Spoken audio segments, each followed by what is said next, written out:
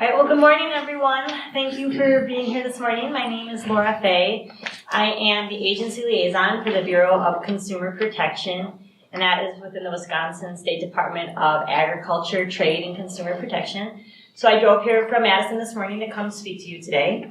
And we are the state's primary consumer protection agency. So we receive complaints from consumers all over the state of Wisconsin related to different consumer topics. Some of our more popular complaint categories are landlord-tenant complaints, home repair, auto repair complaints, telemarketing, telecommunication complaints. Actually, telemarketing is our #1 complaint year after year, so those are all those phone calls you get all the time that you don't want to be receiving. But we also receive a lot of complaints related to identity theft. So I'm here today to talk to you about identity theft. And I'll start by talking about what it is. I'll go over the definitions of identity theft and the Wisconsin state statutes that regulate it. I'll talk about how it happens, the different ways that these identity thieves get a hold of your personal information. And there are some high-tech versions and some low-tech versions of identity theft, but I'll go over all the different tools and strategies they use to get a hold of that personally identifiable information. I'll talk about warning signs, ways that you could tell that the identity theft may be occurring on your various accounts. I'll go over prevention tips and strategies, how to protect yourself and prevent the identity theft from happening before it begins. And then finally, we'll talk about what to do if you do become a victim of identity theft, the steps you can take to clear your name of those fraudulent charges and your credit report as well. So this here would be the definition of identity theft. It's the misuse, or you could even say the abuse of someone else's personal information to fraudulently obtain money would be the big one.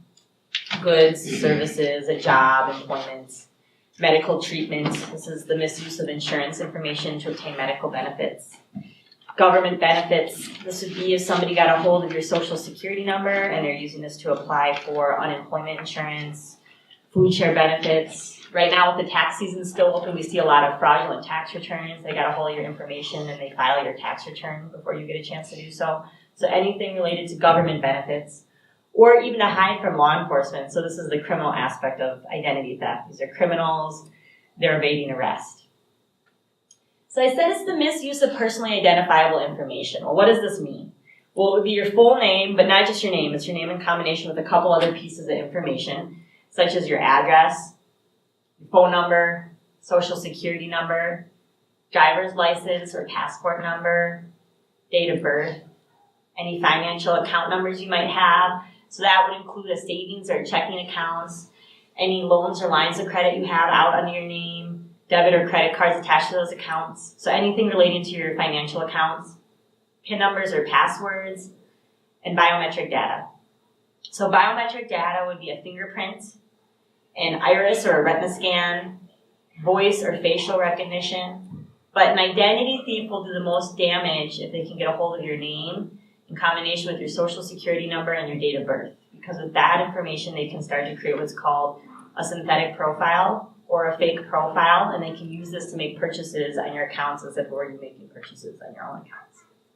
And there is a Wisconsin state statute for identity theft. It's state statute 943.201. So under that state statute, this is what constitutes personal information for identity theft.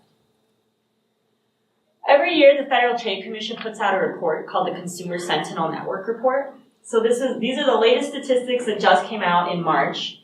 And this is showing the top 10 complaints that were filed with the Federal Trade Commission. So this would be at the national level. And as you can see, identity theft was the #2 complaint coming into the Federal Trade Commission in 2017. They received 371,061 complaints of identity theft, or it made up roughly 14% of the total complaints filed with the Federal Trade Commission in 2017. Now, identity theft actually was in the #1 spot for 15 years in a row. And as of 2015, it's kind of wavered between the #1 and the #3, but it's always right up there in the #3. So this is just in the top 3 rankings. So this is just to give you a sense of what a big issue this is nationwide. So some facts about identity theft. It is the fastest growing crime in the United States, and there is agreement across all levels of law enforcement, the FBI, local police, the FTC, that this is the fastest growing crime in the United States. Every 2 seconds, someone becomes a victim of identity theft. In 2017, there were 1,579 reported data breaches. And of those reported data breaches, about 180 million pieces of information was compromised. Has anyone in this room had their information compromised in a data breach? Which one was it? They had my name, social security number, driver's license, address. What business or company was it that had the breach? I don't know. Oh, you don't know? So yours was maybe just identity theft? Just identity. Okay. Was yours a breach? And I made the same mistake she did. Okay. Well, we'll talk about all of those things too, but data breaches would be like, did you hear in the news recently about Equifax? So that would be a big data breach. Oh. Target had a data breach. Did anybody have their information compromised in the Target breach? So these are high-tech versions of identity theft where these hackers, the identity thieves, they have the technology. They can hack into the networks of these large organizations or companies and compromise millions and millions of pieces of information at one time. So for example, with the Equifax breach, 145.5 million Americans were affected by that Equifax breach, which is 44% of all Americans. So statistically speaking, roughly half of us in this room would have been impacted by that Equifax breach. So these are high-scale versions. So if you ever, when your information is compromised as a result of a data breach, you should receive a notification letter in the mail letting you know this. Did you get one of those? So if you didn't get one, then you should assume that you weren't part. Because we're all probably in Equifax. Equifax was different in that way. They did not, and that gets into a whole other set of laws that I'm not getting into in this presentation. But they're regulated by the Consumer Financial Protection Consumer Financial Protection Bureau. And so, but most businesses, government entities, information brokers are regulated by their own state data breach laws, but the credit reporting agencies are regulated at the federal level. So they didn't have to notify. So under those regulations, they did not have to notify by letter. The way they notified was through their website. And so you had to go online to their website and you put in, it would ask you, I went and did this to check and I was impacted. So you put in the last 6 digits of your social security, your name, full name, first and last 6 digits of your social security number. And either would say you were impacted or you were not. And that was it. Do you know anybody who put it in who they reported they were not impacted? Yeah. Oh, good. 1 out of every 2. Probably, But I was, and so in that one they got a lot of information. They got name, they got address, phone number, social security number, in some cases driver's license and credit card numbers. So they got a lot of information with that one. Would you know, I had a Home Depot card and I believe Home Depot was one of them, but I never got a letter from Home Depot that saying that my information was, so should I assume that since I had a Home Depot card I was compromised? No, I wouldn't assume. I mean, they should have sent you a letter. You should have received. In most cases, you'll receive a notification letter. The Wisconsin State Data Breach Law, and I don't get into that in this presentation really, but under the Wisconsin State Data Breach Law, the law requires the business to notify via their normal mode of communication, whether that be by mail, email, fax, phone, whatever that is. So they can notify by any of those means, however they would typically communicate with their customers or clients. Most often, the notification letters go out by mail. That's what we usually see. And what they would look like is it would explain what happened, when the breach occurred, how they got a hold of the information, what type of breach it was, what kind of personal information was compromised, what they're doing to close the breach or fix it. And in many cases, they'll offer free credit monitoring, which is actually not required by law, but most businesses will do it because it's the best business practice. And they'll have a contact number for anyone affected. But those affected by data breach, those individuals affected, they are 3 times more likely to become victims of identity theft. So if you were ever affected by a data breach, it means your information is out there, it's been compromised. You want to be more vigilant in monitoring your accounts, but not necessarily that you'll become a victim of identity theft. And with a lot of the data breaches, we actually don't see with people who were affected, the fraudulent accounts or charges don't actually show up till up to a year or 2 years after the breach occurred. So you still want to always be monitoring your accounts and just making sure you don't see anything out of line there. So Equifax just has a website then that you can go to find out? Yeah, it's it's Equifax Security 2017, I believe, .com. It's been a while since I gave that out, but if you just go to their main website, if you just look up Equifax and you go to their main website, it's the front page of it because it was such a huge breach. So it wouldn't be hard to find it, but they did have an exact address for it, and I think it was Equifax Security 2017.com. And then it's simple. They'll just tell you, you just put in that information, they'll tell you yes or no. Okay. And then they're offering some services that if you were, well, actually, whether impacted or not, they're offering this to all U.S. citizens as a free credit monitoring service, whether your information was compromised or not. So you could take advantage of that. So there's different types of identity theft. The one you're probably most familiar with would be the financial identity theft. This is anything affecting your financial accounts. So if an identity thief gets a hold of your personal information and they're using this to open up new savings or checking accounts under your name, they're taking out loans or lines of credit, maybe they're making purchases on your existing debit or credit cards, but it's anything affecting your financial accounts. Child identity theft is the fastest growing type of identity theft. This is anything affecting a minor. Children are actually very desirable and vulnerable targets for identity thieves because they have a clean credit history and because the identity theft goes undetected for so long. In many cases, it doesn't show up until that child turns 18 and is applying for credit of their own because most children shouldn't have credit accounts out in their name and nobody's checking for this. We had a woman call in actually a few months ago to file a complaint with us because she had gone to apply for food share benefits for herself and her 6-year-old son. And when she went to apply, she found out somebody had already applied using his social security number. So she went to investigate, see what was going on. And there were AT&T accounts that had been opened up under his name, Dish Network cable accounts opened up under his name. He had all of his debt collection companies going after him. His credit was destroyed, and he is only 6 years old. So that mom will have a lot of work ahead of her working with us and working with the credit reporting agencies to make sure his name is cleared of all those fraudulent charges. So when that little boy turns 18 and wants to apply for credit of his own, he'll be working with a clean credit history. Medical identity theft is the misuse of insurance information to obtain medical benefits. This type of identity theft could actually be very harmful to the victim because it could alter your medical records. So let's say you have a life-threatening allergy to a specific type of medication. An identity thief got a hold of your insurance information. They're using this to order all these different types of prescription medications, set up appointments, have procedures done. Well, this could potentially be very harmful to the health of the victim. Other consequences I've seen of the medical identity theft is all of a sudden the victim notices that their insurance premiums are rising and they're not sure why.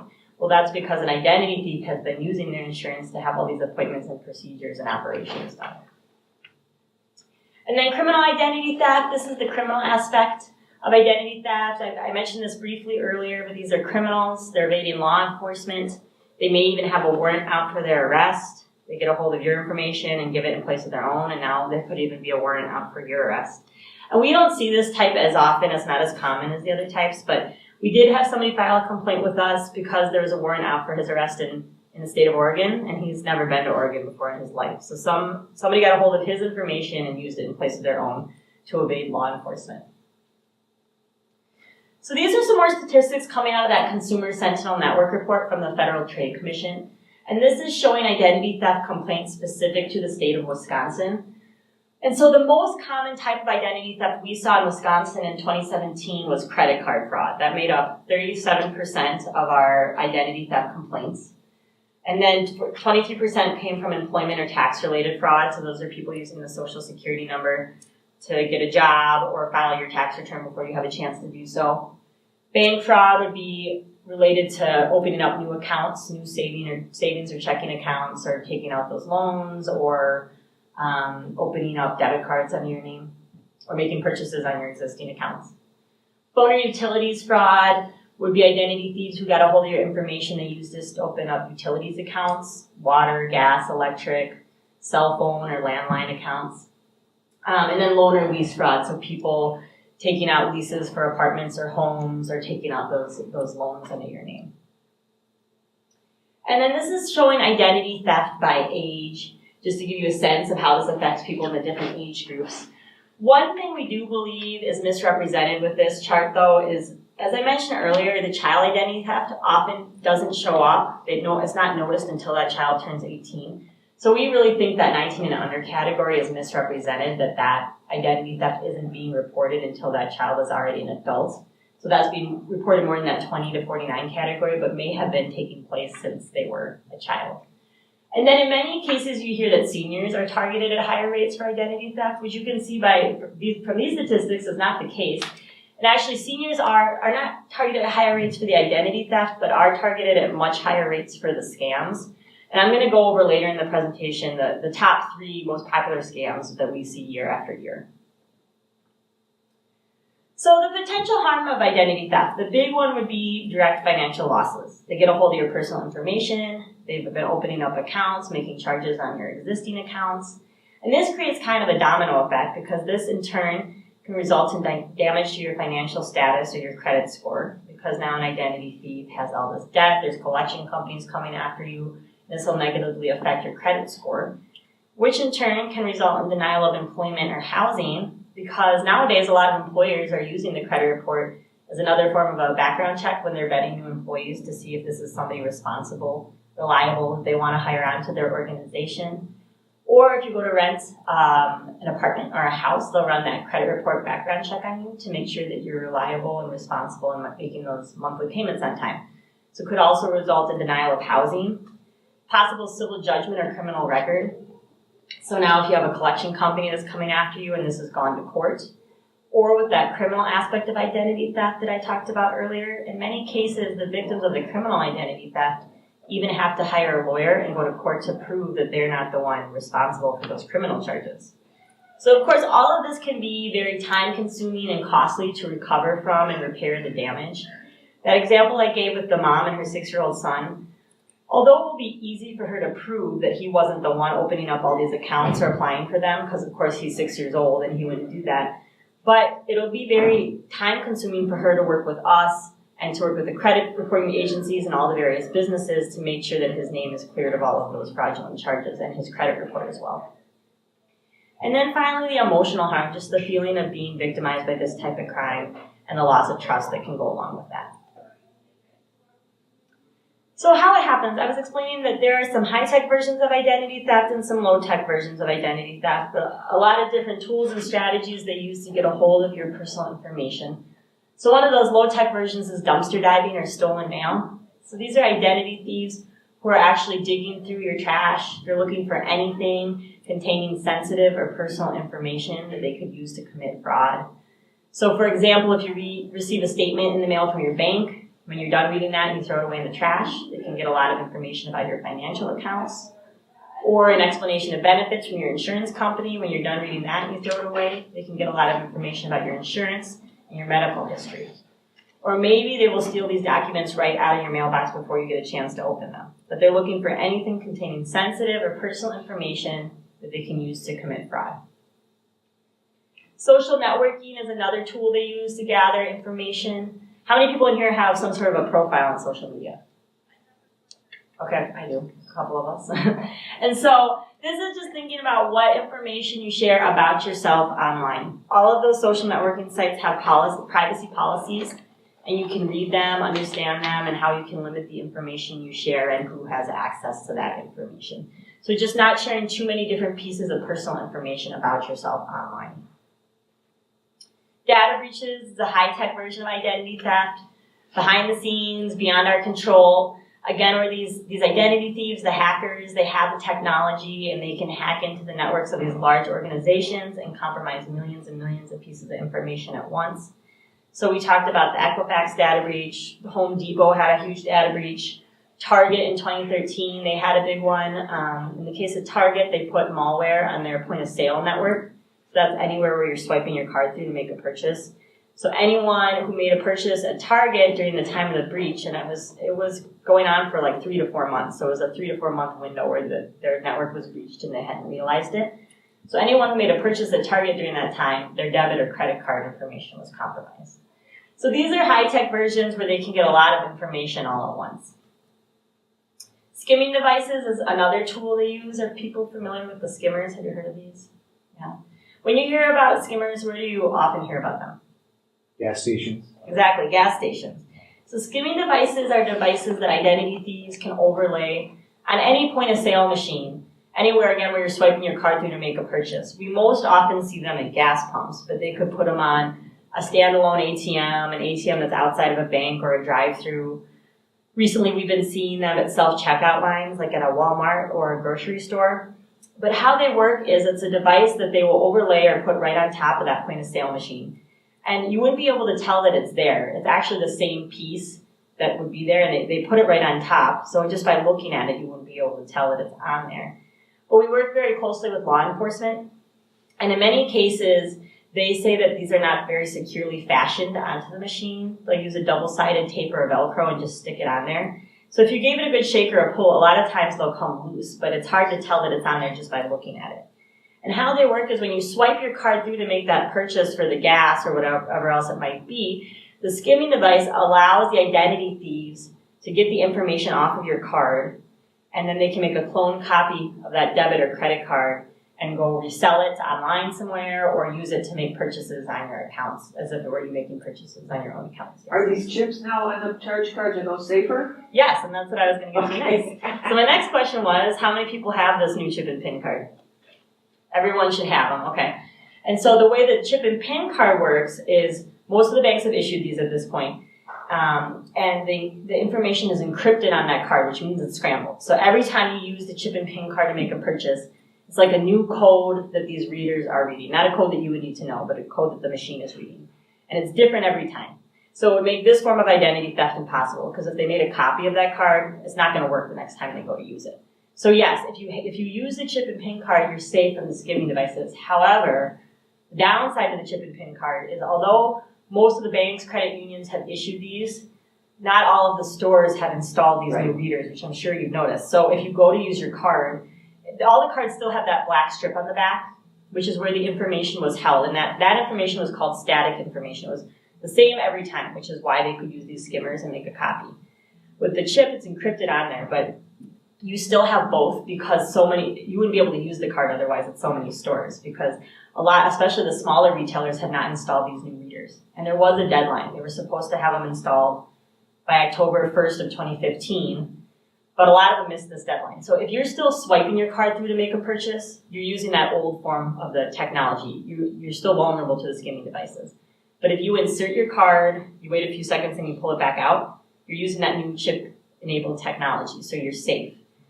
So the way that this is working with legislation now is if you were a victim of fraudulent charges due to a skimming device and your bank had not yet issued you that new card, the bank will be liable for those fraudulent charges.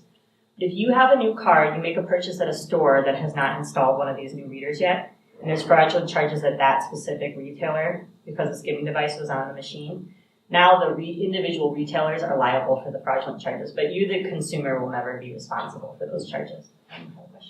I'm curious, since skimming devices are most used at gas pumps, I'm not aware that there's any gas pumps, or I've never encountered one that used the chip device. You know, I have more recently because I've been paying attention, but I would say most don't. It's rare. And actually, the gas stations were given an extended period of time, and I haven't even heard that they had a deadline yet. And I'm assuming that's because that would require taking out the whole pump. I don't know all the technology behind it, but that leads down to the gas that's underground. So I think it's a lot more complicated for them to do it. So with the gas pumps, you want to be more careful because it's more likely that, if we're going to happen anywhere, it's more likely to be on a gas pump. And of course, the identity thieves know that they were given this longer time period, so they know that they can probably put them on there still, and they won't have those new chip readers. And also, they're just out in the open. They could do it any time. So, for a lot of logical reasons, it's easier for them to put them on the pumps. So my suggestion is just to give it, if you're swiping that card and you're at a gas pump, if you wanted to be really safe, you could just pay with cash inside or a card inside, because it's not likely there'll be a skimming device on a reader that's behind the counter and there's cameras inside. But if you're going to be paying outside and you're worried about it, you could try doing the pull or shake on it. Or if it looks like they do have internal skimming devices that are on the inside, so there's no way you would know it's, you couldn't see it, you couldn't feel it. But if it looks like the pump has been tampered with in any way, there's scratches, or all the pumps have seals on them. So if that seal is broken, because they would have had to open the pump up to put the skimmer inside, these could all be signs that it's on there. So you might want to be more wary of that pump and let the gas attendant know. Because I'm in consumer protection, but The bureau next door to us is Weights and Measures, and they're the ones who go to all the gas pumps all over the state to make sure that you're getting the right amount of gas for what you're paying. And they also do education about these skimming devices and make sure that the gas stations are, looking at their pumps and checking for these skimming devices. So there's education out there, and then the gas pump owners should also be doing their job to make sure that the skimming devices aren't on there. How safe is paying with your card at the table at restaurants? I get that question a lot too. I mean, I would hope it should be, because if not, then that would be, a matter of the employee, because it would have to be an employee who was doing it in that case. I say, you could pay with cash, or you could say you want to go with them to watch them swipe the card, or if they could bring it out so you could see them do it if you want to be extra careful. We don't get a lot of complaints about that, but people are concerned. I get that question a lot. Some people are concerned about it. If you travel at all, especially outside the States, even just to Canada, the restaurants, they all bring little devices to your table to use. Is that going to come here to the States? I feel like you're seeing that more and more all the time now. So I've just seen it in foreign countries. I've never seen it here.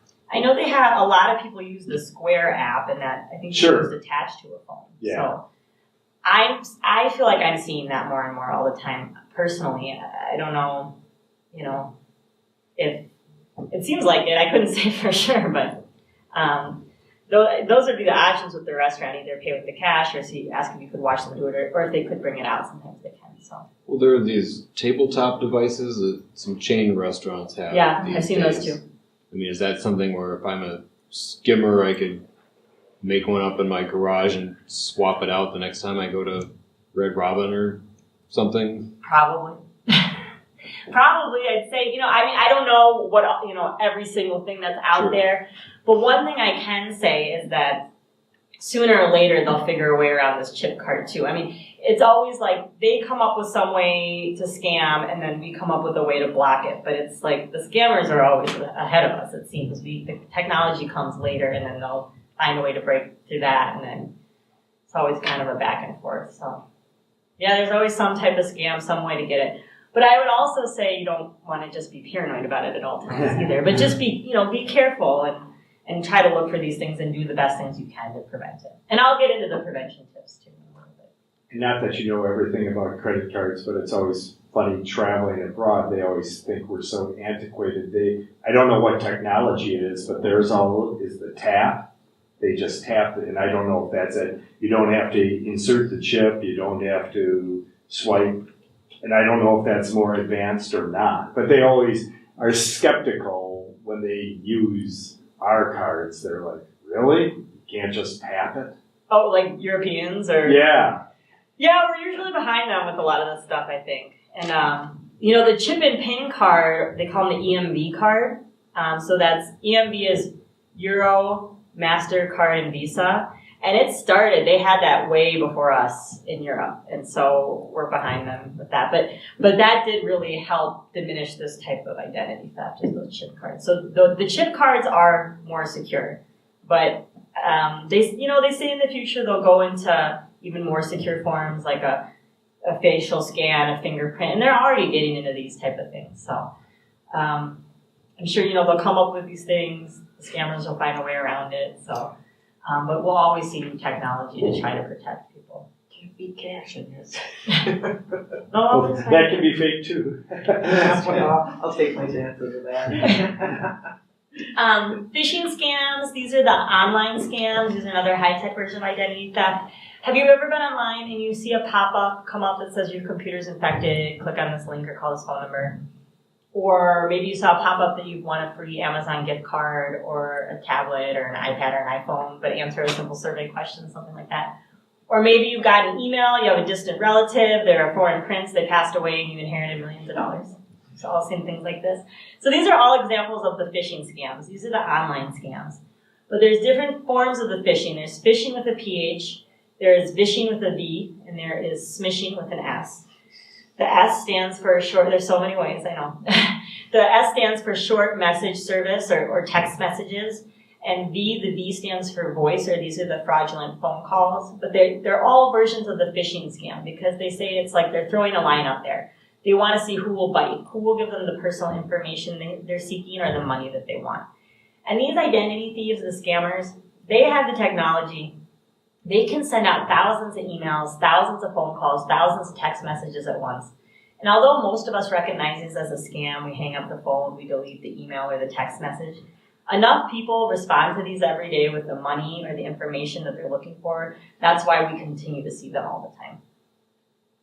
And then stolen wallet or phone, another low-tech version of identity theft.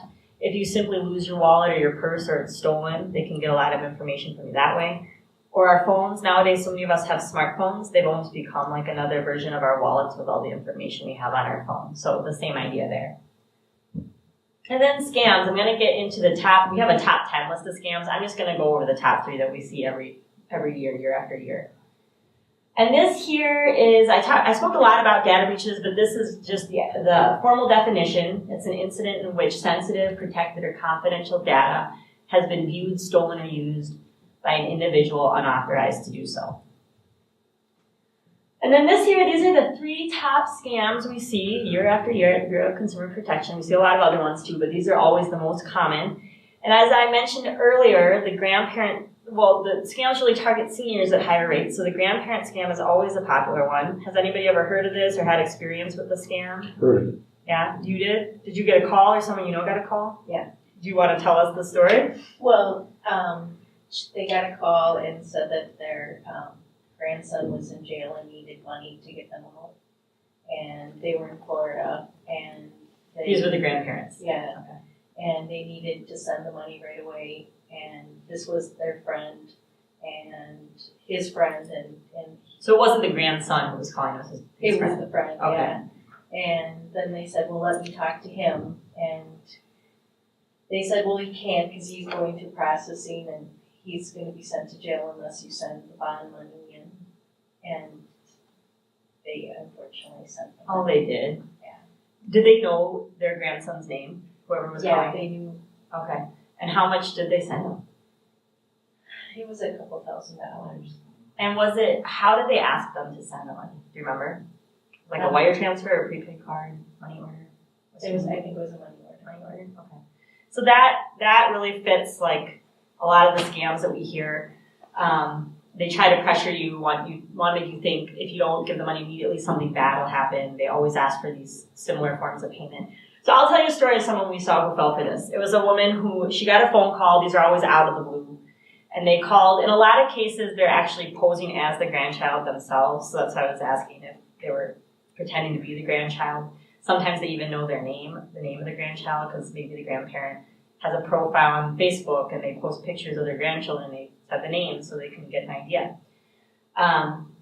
So in this story, the woman, she received a phone call. Usually they'll call and they'll say, "Grandma, is that you?" And then she'll say, "Oh, Johnny, is that you?" You know, they're trying to get the name out of her, or maybe they even know it. But in this case, she received a call from someone claiming to be a lawyer in Peru. And they told her that her grandson had attended a wedding in Peru. And while he was at the wedding, he was involved in a car accident where he hit a small child. And this child was now in the hospital. If the grandma didn't send money immediately, there would be legal consequences for her grandson. So they want to pressure you, scare you, rush you into making a decision right there on the spot. They want to make you think something bad will happen. With the grandparents, they're preying on their generosity as well. They know they'll be worried for their grandchild and they'll send money to keep them safe. They also told her, you can't tell anyone else about this or it'll be more trouble for your grandson. So they don't want her consulting anyone, hanging up, calling her daughter, the mother of the grandchild, or the grandchild directly, who I'm sure is fine. He's studying in his dorm room somewhere. So she goes out and she sends the money immediately. They wanted it by wire transfer. So she goes out and she sends the money. So these scammers, they thought, okay, we got money out of her one time. Let's see how much more we can get. So they call her back. Now the scam has escalated. Now supposedly it's local law enforcement. This child has died. And if the grandma doesn't send more money immediately, her grandson will go to jail. So she sends another wire transfer. By the time her daughter intervened, she found out what was going on, that her mom was being scammed. She gave $60,000 to these scammers by wire transfer. And the difficult part about the scams is why we really like to get the information out is with the identity theft, the banks are really good. The banks are really the first line of defense. So how many people here have ever gotten a call from your bank trying to verify a fraudulent charge? I have. Yeah. And did you lose the money or did the bank catch that for you, They caught it. right? I didn't lose the money. Right. So the bank's really good. They have their own fraud departments, and they can see, like you said, when you're traveling, the bank wants you to let them know where you'll be traveling and all the different cities or countries you'll be traveling to, because they monitor this. So if they see somebody who makes a purchase in a different country, that's going to set up a red flag. Or even if they see people making purchases that are outside of your normal trends of purchasing, they have all these ways to track it and can see that something isn't right. But with the scams, when people are willingly sending that money away, they're usually out the money. And these scammers, they like these forms of payment, the wire transfer, the prepaid card, the money order, because it's essentially like handing over cash. It's very difficult to track. Anyone can pick it up at the other end. The IRS scam is another popular one year after year, especially now that we're in the tax season. Has anyone gotten a phone call that you owe money on your taxes? You gotta pay immediately? Nobody? Oh, surprising. Okay, well, this is always a popular one. I always have like most of the people in the audience. We got a smaller group today, but well, the IRS scam, how this one works is you would get a phone call out of the blue. They're claiming they're calling from the IRS, and they use this other strategy called spoofing, which means they can make the phone number, if you have caller ID, they can make it appear as it's coming from wherever they want. So with the IRS scam, they'll make it look like a 202 area code, which would be Washington, D.C. They want to make it look more authentic and legitimate. They say you owe money on your taxes. If you don't pay immediately, there'll be legal consequences. We had a woman who called to file a complaint with us. She told us they called her and they said, we have a sheriff on his way to your house as we speak. So they can be very aggressive, threatening, yelling, and even swearing at people. And so the IRS does a lot of education about this scam. They let people know the IRS, their first form of contact would never be by phone. It would always be by mail. The IRS would never try to scare you or pressure you into making a payment. The IRS would never ask you to pay by a wire transfer or a prepaid card. And if you did owe money to the IRS, you would have the opportunity to contest that in court as well. And then finally, the tech support scam. We talked about the online, like the pop-ups, but has anybody gotten a phone call that your computer's infected? Several times. Yeah? Did you talk to them? Yeah. Well, just long enough to hear their spiel, and then I hung up on them. What was their spiel? That's my phone. All of my computers in my house were infected, and that they needed me to pay their support and let them get into my computer. Yeah. And so that they can help me get this taken care of immediately, and that they were really from HP to help me with my computer, because we had an HP computer, which we didn't, and it was just. So that tipped you off, right? Yeah. Yeah, but that's exactly what they sound like. They'll call, it could be Apple, Microsoft, and they say your computer's infected with the virus. They'll ask to take remote access of your computer, which they have the ability to do. So, and I'm not so tech savvy myself, but if you give them some sort of barcode on there, you're giving them access they can get on. So if you've ever been working with an actual tech support person where you see your mouse moving around, that little arrow moving around on the screen, they can do that. And what you think they're doing is fixing whatever this virus was, but there was no virus in the first place. And what they're actually doing is searching your computer for any sensitive or personal information they could find or financial. And then when they're done doing that, in many cases, they will actually infect the computer with the virus. And they have these viruses called keystroke loggers, which allow them to continue to monitor any activity on your computer. So any website you go to, any button you press, they can see this. So later that day, if you go and you log into your online banking, well, now they've got your username, your password, and access to all your online banking accounts. And then when they're done doing all of this, they will charge you some outrageous fee for the service they provided, like $350. So with all of these scams, we say look for those common themes. If they're trying to rush you or pressure you, if they're asking for these types of payments, know who you're dealing with. With the grandparent scam, if that grandma had just hung up the phone and called her daughter or grandson directly, she would have saved herself that $60,000. Or with the Microsoft tech support, we get a lot of people fall for these very intelligent people. They think, oh, is something really wrong with my computer? I'm not sure, and they give access. Well, I'd say hang up the phone, look up the number for Microsoft on your own. Don't use any of the contact information the caller gave you, because of course that would also be fraudulent information. And call Microsoft directly, and they'll let you know, no, we don't have tech support people contacting you in this way. So for example, at home, I have an Apple laptop, and I've had problems with my laptop computer, but Apple won't just call me out of the blue and know this. I would call the Apple store and set up an appointment on my phone. So always know who you're dealing with, especially if anyone is calling you out of the blue requesting sensitive personal information or money. Always be wary about where that call is coming from. You mentioned Apple, not that we're promoting any brand or anything, but you always hear that you're much less susceptible if you have Apple, is that true, or? Again, I'm not an IT expert, but I have heard the same, that Apple, those are not as susceptible to viruses. So, yeah, and that's partly why they cost more, I believe, too. But Does our handy librarian know, or have you heard the same thing? I've heard the same thing, and I'm not sure whether it's simply because it may just be a market thing where there are fewer Apple computers, and therefore if I'm going to write a scam or a virus, I've got better odds if I go with a Windows thing. It may be as simple as that, or there may be things about the way they write their code or build their machines. I don't know. I was just wondering at the consumer if you get less complaints about Apple, or no. It's a myth out there. I don't know if it's true or not. I've always heard that. I believe that's true in terms of the viruses. I mean, that wouldn't be related to these scams in any way, though. I don't believe these are just they're just trying to get a hold of anybody who'll give them money or access. But Well, do you get those same pop-ups? I've never gotten them. Oh, in terms of the pop-ups, I've never gotten. I have. yes, I have on my Apple. Oh. I did something. It was I went to some site, clicked on something I shouldn't have. And I infected I was getting pop-up, but that was something I went to, but I went to Apple and they cleared it out. They have these things called drive-by downloads, so you might download an Adobe Flash player because it says you need it to play something, but this is actually a virus you're downloading, and so I must have done something like that I shouldn't have, and I infected my computer. So I took it into the Apple store and had them clean it out.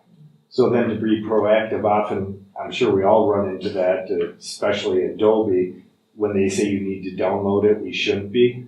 A lot of those, you want to be wary about the downloads, what you're clicking on, and where they're coming from. You want to be careful of those sites if they ask you to download a Flash player or anything like that. I mean, sometimes these can be real things that you're downloading, but you just want to be careful about what you're clicking on.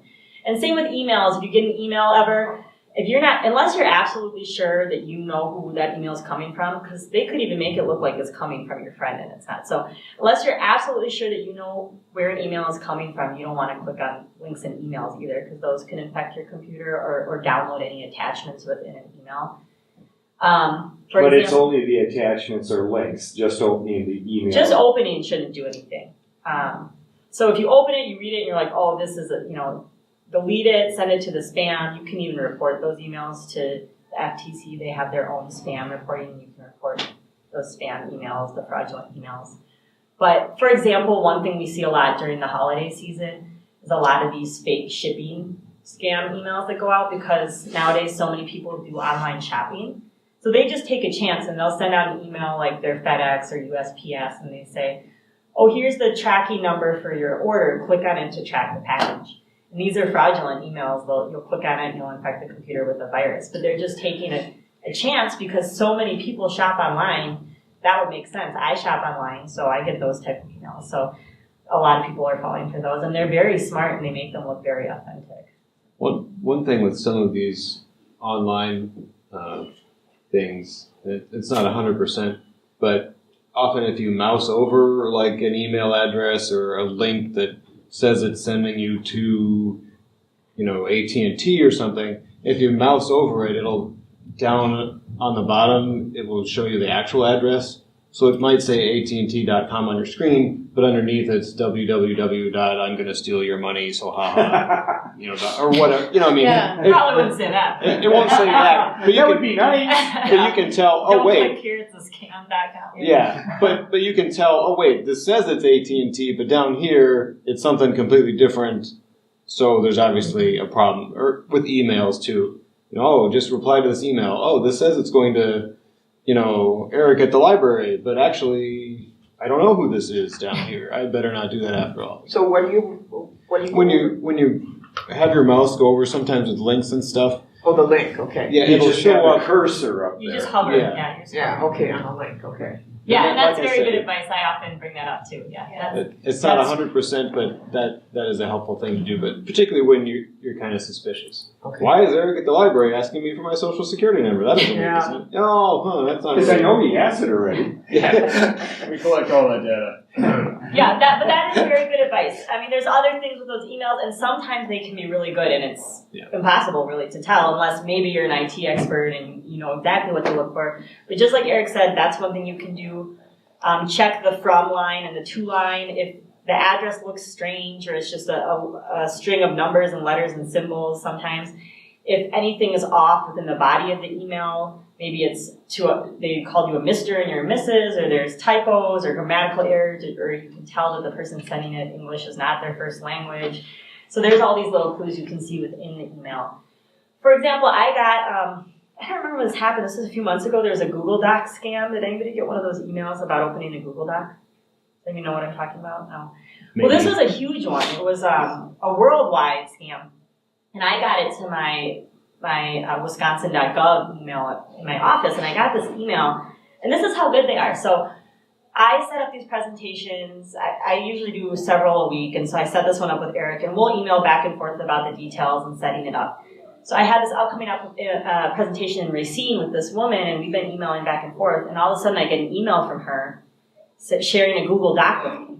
And it was totally normal that she would have sent me an email, but I never worked with Google Docs. So that was the first thing. I looked at it and I was like, why would she send me a Google Doc? That's kind of strange.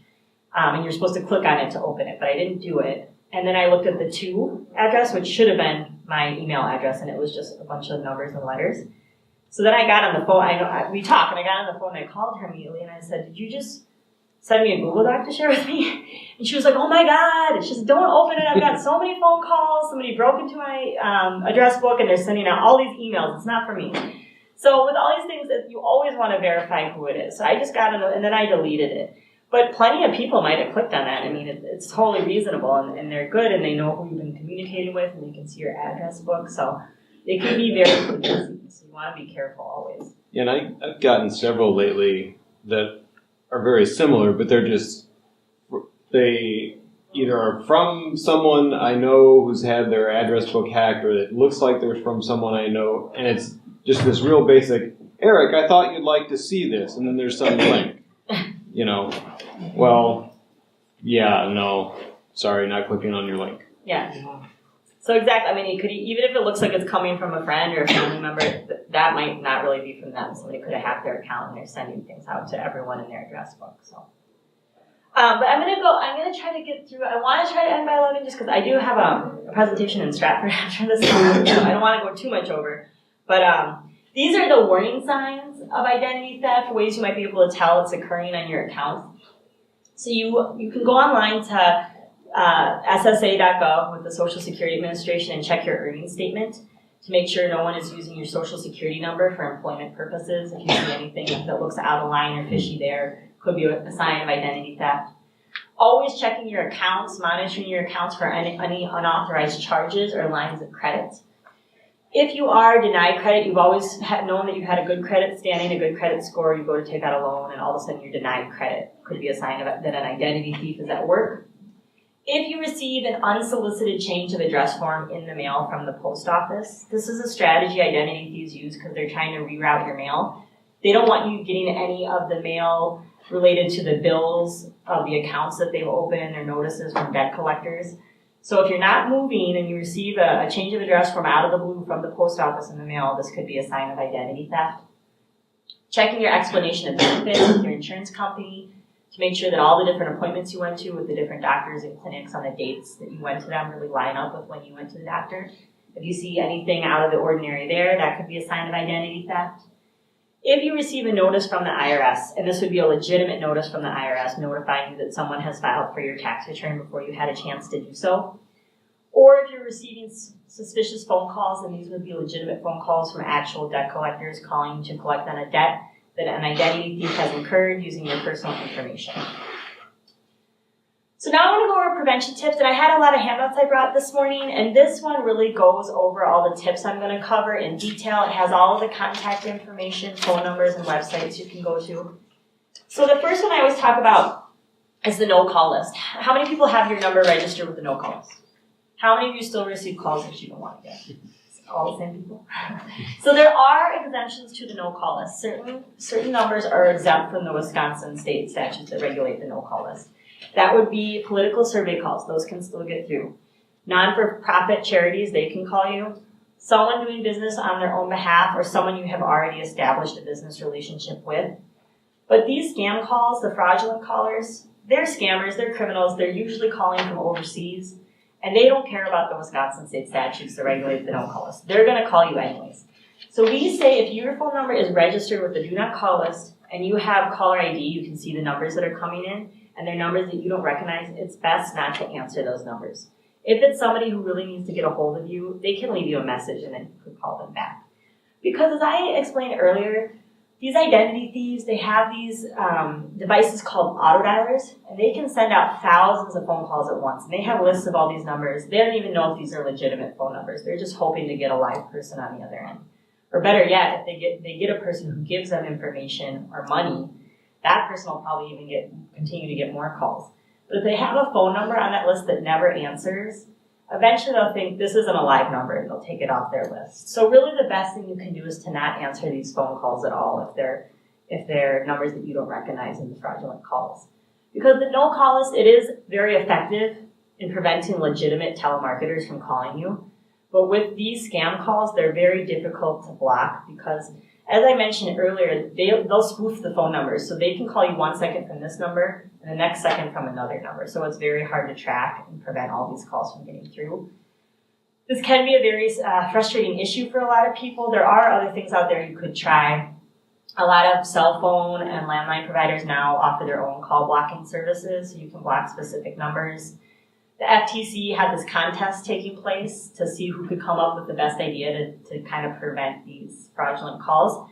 And they came up with something called NOMO Robo. That's NOMO Robo. And you can go online and look that up and register your number. And how that works is they're tracking all of these calls and all the phone numbers, so they're trying to block them as they go. And I've heard people who sign up for this and said it really is effective in limiting the number of those type of calls they get.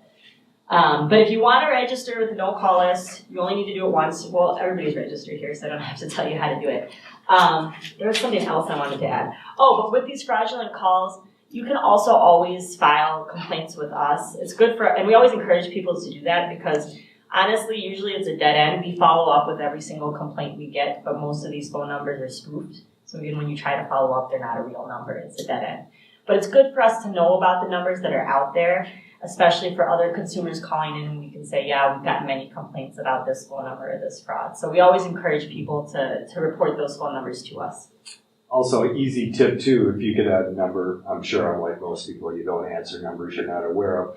You just take the number and just type it in your address bar on the computer. Usually, I don't know where that goes to, but it'll usually tell you that this is a fraud number, that there's been lots of, I don't even know where I'm typing into, but you just type in the telephone number on your address bar and it pulls up that, yeah, this is a scam number. That's another good piece of advice. Yeah, or if you just go to Google and you type the phone number in, yeah, it usually brings up a whole forum and people will give a little explanation of what they said, and it's probably very similar to the spiel they told you on the phone. They'll say, this is a scam, hang up. So that's another way if you're ever curious about phone numbers. Shredding any documents containing sensitive and personal information when you're done reading it and before you throw it away in the trash to prevent that dumpster diving form of identity theft. Sending any documents containing really sensitive or personal information directly from the post office as opposed to your home mailbox, because we say if you put that little red flag up to let the mailman know there's mail inside, that's also a tip to those identity thieves that there's mail inside and they could come and steal it. Opting out, you can opt out of pre-approved credit cards or insurance offers. This really minimizes the amount of junk mail you get in your mailbox, and again, will help prevent that stolen mail form of identity theft. And that information about how to opt out, again, is all in here, the phone number, the website. With your wallet, take an inventory of all the information you carry in your wallet or your purse. You don't want to carry too many different credit or debit cards. You never want to carry your Social Security card on you. Never carry your passport. With the Medicare card, if anybody has a Medicare card, the identifier on there is just the Social Security number with a letter on the end. And they realize this is a privacy issue, so they are reissuing all new Medicare cards. And the FTC just came out with information on this because they said it was going to take up to 2 years, and they're doing it on a rolling basis by state. So for Wisconsin residents, you should be getting that new card somewhere between June of 2018 through January of, is that where you keep your stuff? In the tinfoil? No, I have 2 pieces of tinfoil on Yeah. both sides of my credit cards so that they can't get through. That's your own homemade RFID wallet right there. Yes. That's, if people aren't familiar with this, they have these, they call them RFID products that are supposed to prevent the skimming. And so I get a lot of questions about those products. So we're not supposed to promote any sort of product, but there's several types out there. And if you're ever interested, you could just do your research about which one you want. But I've read a lot of articles about it because I get a lot of questions. And from what they told me, they kind of ranked them, but they said really that using tinfoil works just as well as any of those products that you could pay money for. So that's another thing. You just make a little sleeve out of tinfoil and put your credit cards in there. Let's see. Wi-Fi at home, with your home Wi-Fi, there are things you can do to best secure your home Wi-Fi network. At home, you want to always keep your browser updated, install a firewall, install anti-malware and spyware. If you will be out on public Wi-Fi, it is best to use a password-secure network, somewhere where you will have to type in a password to gain access to that network. If you will be out in public, you're at a hotel or a coffee shop and you want to use the public Wi-Fi, but it's an unsecure network, then my advice would be just not to access anything containing sensitive or personal information. So maybe not the best idea to do your online banking on an unsecure public website. There are other clues when you're online, if you're on an unsecure website, to check that a web page is secure. You know how at the top of the page, the URL always starts HTTP? So if you see HTTP with an S on the end, the S stands for secure. That means you're on a secure, encrypted website. So if anyone was able to hack into your session online, they wouldn't be able to read anything they were looking at. It would look like a bunch of code to them. Other clues you can look for to know that a website is secure is oftentimes you may have noticed a little gray padlock at the top of the page. You see these on government websites, anywhere where you're making an online bill pay, or if you like to shop online, Amazon and eBay. These should all be secure, encrypted websites, but you want to look for those clues at the top of the page. Social security number, nowadays they ask for it on so many different applications all the time for different services you need. So we say ask a lot of questions. Always guard that number. Ask why they need it. How will they use it? How will they store and protect that number? What will they do when they're done using it, or how will they properly dispose of that number? Is there another number you could give in place of the Social Security, or potentially just the last 4 digits of that number?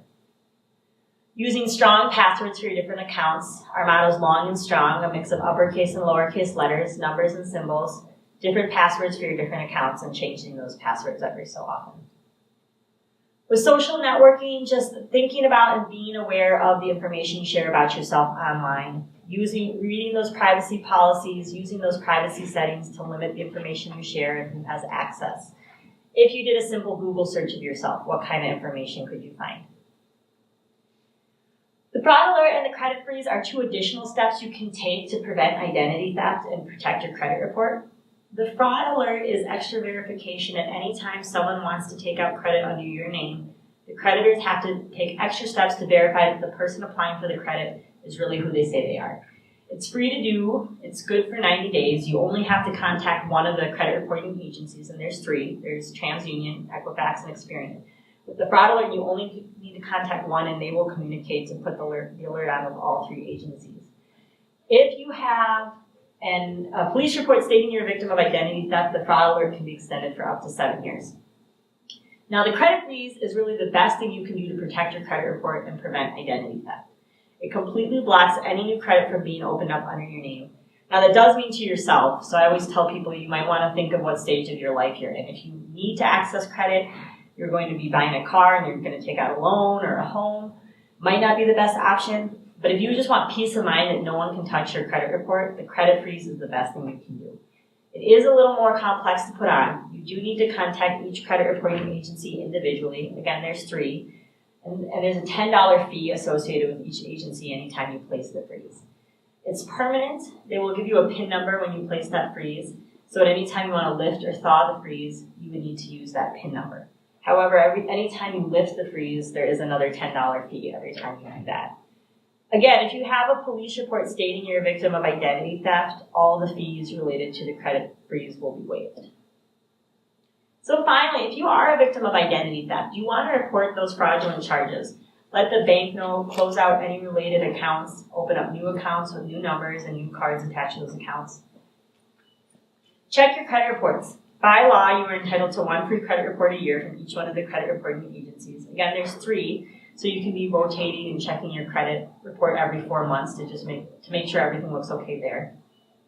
You can place that fraud alert or security freeze, whatever might work best for you. Do you have to always give your social security number then too when you're checking for your credit reports, right? Yeah, they would need that to know. But that's a safe place then you have to do it. It should be, yes. So I mean, yeah, fair trade-off. as long as you are contacting them, you looked up their information, you contacted the credit reporting agency, they would need that number, to access the report. It makes sense, but it's just like then I'm kind of worried about giving it to somebody, you know? Well, but I mean, of course, they have that number. Yeah, The credit reporting agency has your social, so they have all that on file. So you're not giving them anything they don't already have. Okay. But with all this stuff, when we talk about giving out that personal information, if it's a service, like with the scams we talked about, if it's a service that you know is legitimate, you looked it up, you sought them out, whatever you're offering, whatever they need or requesting, if it's something they do really need, they're requesting it for legitimate reasons. Yeah. Do any of these scammers have websites that mimic something that's legitimate? They do. That's what I'm wondering too. They do that often. So you always want to be careful. It's best if you know the website to type it in the URL manually. Because if you do a Google search of something, it could pull up a site. Like, for example, with the credit reports. And that's in here too. You check the free credit reports. It's annualcreditreport.com. It is in here. The legitimate site and phone number. There are so many out there that have a very similar name. And they say it's free. But they'll ask for your credit card. And if it's like a negative option. If you don't cancel within 60 or 90 days, you start to get charged monthly. Not with the one here. This is the real one. Fraud alert or security freeze, whatever might work best for you. File a police report. We encourage all victims of identity theft to file a police report. It really helps with the overall recovery process and with a lot of fee waivers that are out there that are attached to resources for victims. You can file a complaint with us at the Bureau of Consumer Protection. All of our contact information is on the fact sheets that I brought today, our website, phone number, email address. We have investigators who will investigate and mediate these complaints on your behalf. And then finally, you would file a complaint with the Federal Trade Commission. You go online and fill out what's called an affidavit of identity theft. And that in combination with the police report is what makes up the identity theft complaint. And that wraps up the presentation for this morning. Does anybody have any other questions for me?